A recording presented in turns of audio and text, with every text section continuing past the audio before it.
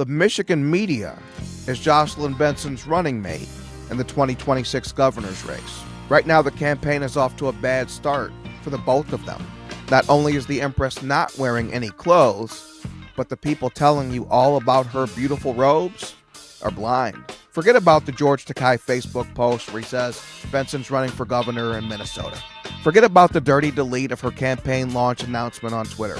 You can write those off as jitters. You can write those off as getting the poison out.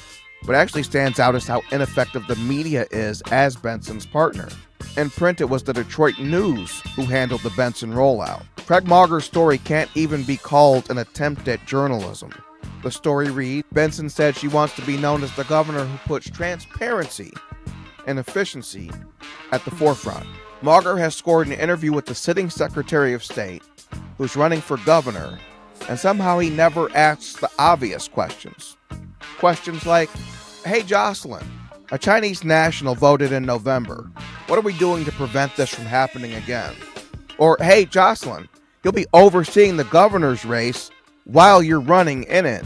Isn't that some kind of conflict of interest? Any person of moderate intelligence who reads the news sometimes would think to ask those questions. I see people ask them on Twitter all the time.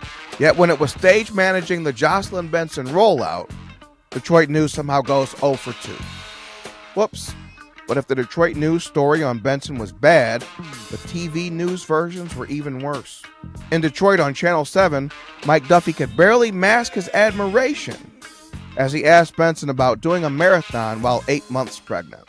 Duffy's furrowed brow is supposed to hint at some kind of seriousness of thought, but all I see is bad acting. On Channel 4 in Detroit, Jason Colthorpe's interview with Benson looks more like an in-kind donation than journalism. Take a look. The previous governor survived a plot to an attempt on her life. You already don't have a partner in the White House, we know that, who's you've been at odds with in the past. Why do you want to be governor?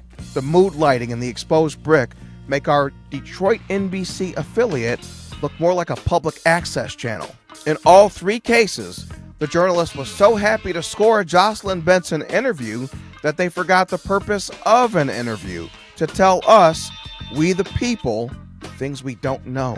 Stop doing advocacy work for politicians. Get back to the basics of journalism. Ask the questions your neighbors would ask, the questions that are left unanswered by your puff pieces. Basically, what I'm saying is you guys should make journalism again, because what you're doing now looks more like PR for dummies. It's a disgrace to two fields, journalism and PR. In print and on the airwaves, the Michigan media has decided to join the Jocelyn Benson campaign.